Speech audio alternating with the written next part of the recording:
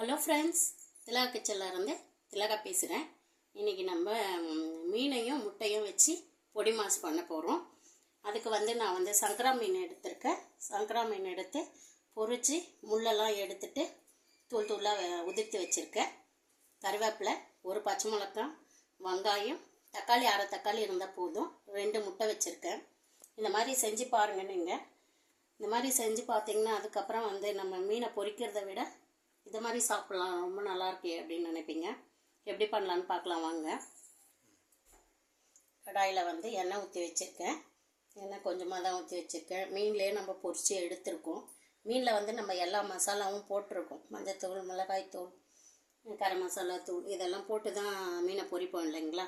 அந்த மீனை தான் உதிர்த்து வச்சுருக்கோம். அதனால் காரம் எதுவும் சேர்க்க போகிறது கிடையாது. எண்ணெய் காஞ்ச உடனே வெங்காயத்தை போட்டு பொரிச்சிடலாம்.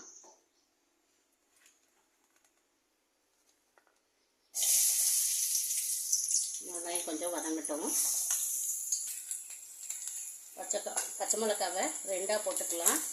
வெங்காயம் வதங்க சால்ட்டெல்லாம் போட வேணாம். ஏன்னா மீன் சால்ட்டு போட்டு பொரிச்சிருக்கோம். அதை பார்த்துக்கினா அப்புறம் போட்டுக்கலாம். கருவேப்பிலை கொஞ்சம் போட்டுக்கலாம். நல்லா வதங்கட்டும். ஒரு அரை தக்காளி இதில் போட்டுக்கலாம்.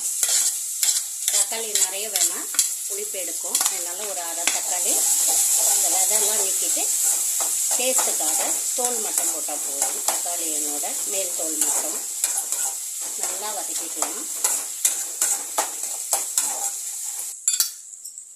மஞ்சத்தூள் கொஞ்சமாக போட்டுக்கலாம். இது முட்டைக்காக போடுறேன். கொஞ்சமாக போட்டுக்கலாம், ஒரு பிஞ்ச் போட்டுக்கலாம். கரம் மசாலா தூள் கொஞ்சம் போட்டுக்கலாம். ஒரு பிஞ்ச் போட்டால் போதும். கொஞ்சம் வதங்கட்டும். வதங்கிடுச்சு. இப்போ முட்டையை உடச்சி ஊற்றிக்கலாம். முட்டை நல்லா இருக்கான்னு இப்படி தண்ணியில் போட்டு பார்த்தா முட்டை கொஞ்சம் மேலே மிதக்கும். இது போட்டு பார்க்கும்போது உங்களுக்கு தெரியும். கெட்டுப்போன முட்டையாக இருந்தால் இப்படி தள்ளி விட்டால் கூட சுழலாது. நல்ல முட்டையாக இருந்தால் மட்டும்தான் இப்படி வரும். கெட்டு போனதுன்னா அது அப்படியே அடியில் தங்கிடும். இப்போ இந்த 2 முட்டை நல்லா தான் இருக்குது. இதை உடச்சி ஊற்றிக்கலாம்.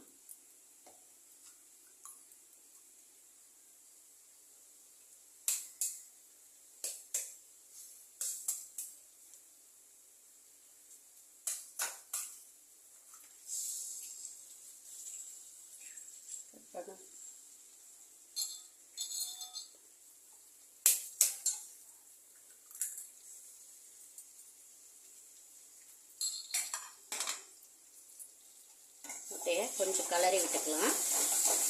நம்ம முட்டையும் மீனும் வச்சு பொடி மாசுன்னு சொல்லியிருக்கோம். அதனால முட்டை எப்படி பொடி மாசு பண்ணுறோமோ அதே மாதிரி பண்ணிவிட்டு முட்டை கொஞ்சம் வெந்ததுக்கப்புறமா இந்த மீனையும் அதில் போட்டு பரட்டிடலாம். 1 நிமிஷம் ஆகட்டும். முட்டை பாருங்கள், முட்டையை நல்லா நம்ம பொடி மாசு பண்ணியாச்சு. உதிர்த்து வச்சுருக்க மீனையும் அதில் போட்டுடலாம். இந்த மாதிரி பசங்களுக்கு கொடுக்கும்போது முள்ளெல்லாம் நம்ம எடுத்துடுறோம் இல்லைங்களா. பசங்க கொஞ்சம் நல்லா என்ஜாய் பண்ணி சாப்பிடுவாங்க. முள் எடுக்குமேன்ற பயம் இல்லை. முள்ளை எடுக்கிற வரைக்கும் தான் நம்மளுக்கு பொறுமை வேணும். முள்ளை எடுத்து வச்சுட்டு இந்த மாதிரி பண்ணும்போது சீக்கிரம் சாப்பிட்டு முடிச்சுடுவாங்க. இது எல்லாம் முட்டை, மீன் எல்லாமே நல்லா மிக்ஸ் ஆகட்டும். இப்போ கொஞ்சம் சாப்பிட்டு பாருங்கள் எப்படி இருக்குன்ட்டுன்னு. சால்ட்டு, காரம் கொஞ்சம் கம்மியாக இருந்தால் கொஞ்சம் போட்டுக்கலாம். காரத்துக்கு பெப்பர் தூள் போட்டுக்கிட்டா சூப்பராக இருக்கும். இப்போ கொஞ்சம் சால்ட் கம்மியாக இருக்குது, போட்டுக்கிறேன். கொஞ்சம் பெப்பர் போட்டுக்கிறேன்.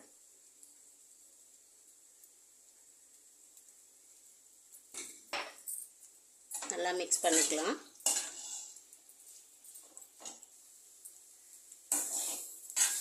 அவ்வளோதாங்க, முட்டையும் மீனும் பொடி மாசு ரெடி ஆயிடுச்சு. இதில் நம்ம இந்த மீன் தான் போடணும்னு இல்லை, நீங்கள் எந்த மீன் செஞ்சாலுமே போடலாம். அதே மாதிரி மீன் கம்மியாக இருந்தால் கூட நிறைய பேர் வந்துட்டாங்க, மீன் கம்மியாக இருக்கே அப்படின்னும் போது இதில் முட்டை ஆட் பண்ணி செய்யும்போது எல்லாருக்கும் போதுமானதாக இருக்கும். அப்படியும் செஞ்சுக்கலாம். எந்த மீன் வேணாலும் செய்யலாம். இந்த மாதிரி ஒரு முறை செஞ்சு பார்த்துட்டிங்கன்னா அதுக்கப்புறம் மீன் பொரிச்சு கூட நம்ம சாப்பிட மாட்டோம். இந்த மாதிரி தான் சாப்பிடுவோம். இதை ஸ்டவ் ஆஃப் பண்ணிடலாம். பிளேட்டில் பரிமாறிக்கலாம்.